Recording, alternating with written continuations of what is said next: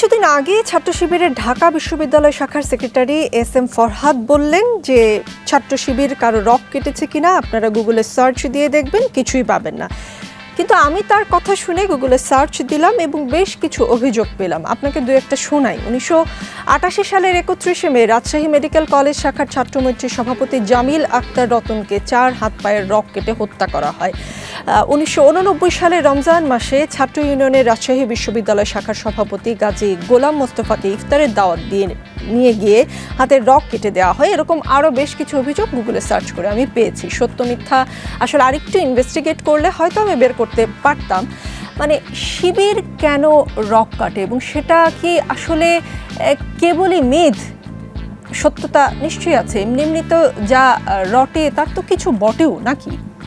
আচ্ছা, অনেক অনেক ধন্যবাদ আপনাকে।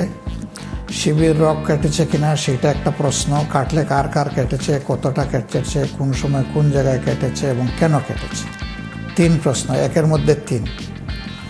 তা আমি এর জবাব অবশ্যই দেব। কিন্তু এও কি আপনি একটু লক্ষ্য করেছেন, একজন সচেতন নাগরিক হিসাবে আমি বাদ দিলাম আপনি সাংবাদিক, অবশ্যই আপনি সাংবাদিক, এটাকে একদিকে রাখলাম।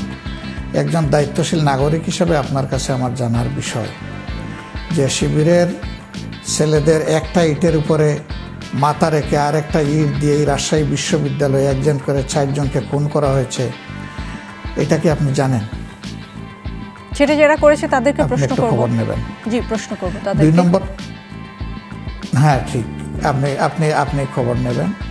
2 নম্বর হলো যে আপনি অত দূরে যাব না, ভেরি রিসেন্ট পাশে চলে আসেন।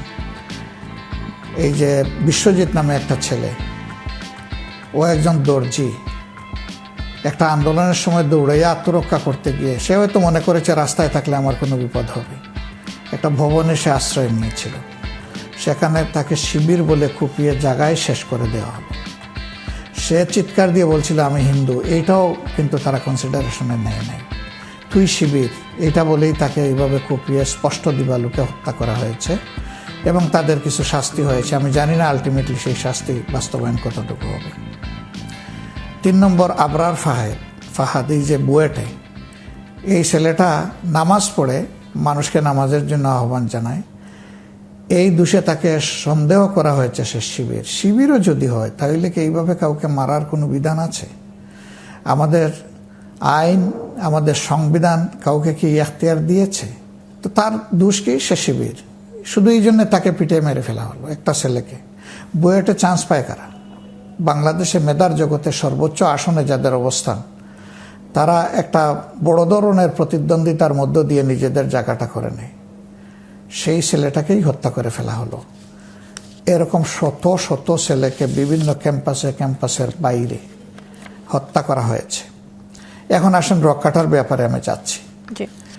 রক কাটার ব্যাপারে সুনির্দিষ্ট কোনো অভিযোগে যদি মামলা হয়ে থাকে এবং বাংলাদেশের আদালতে যদি এটা প্রমাণিত হয়, তাহলে যে যার শাস্তি পাওয়ার পাবে।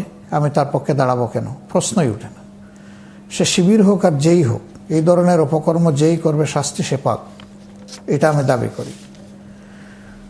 কিন্তু শিবির রক্ষাটা এইটা বলে যে প্রপাগান্ডা চালানো হয় আমাদের বিরুদ্ধে, তার বাস্তবতা চ্যালেঞ্জ করে আমরা বহুবার বলেছি কতগুলা রোগের রগ কোথায় কাটা হয়েছে আমাদেরকে কেউ দিয়ে একটু সাহায্য করেন। এবং সেইগুলার ব্যাপারে যে সমস্ত অভিযোগ হয়েছিল সেই অভিযোগগুলো আদালতে কিভাবে নিষ্পত্তি হয়েছে তা সহ একটু আমাদেরকে দিয়ে সাহায্য করেন। অভিযোগ যেহেতু আমাদের বিরুদ্ধে, তাইলে অভিযোগকারীদের দায়িত্ব হচ্ছে বিষয়টা আমাদেরকে দিয়ে সহযোগিতা করা। তারা যদি ওই রকম কোনো অভিযোগ দিয়ে আমাদেরকে সহযোগিতা করেন, আমরা সেগুলা দেখব। এবং সেই ক্ষেত্রে আমাদের আপনাদের বিরুদ্ধে আপনাদেরও তো এগিয়ে আসতে হবে। আপনাদের দলের কেউ যদি এরকম করেই থাকে, আমি শুরুতেই বলেছি যা রটে তার কিছুটা হলেও বটে, আপনাদেরও তো দায় আছে খুঁজে বের করে তাদেরকে দলীয়ভাবে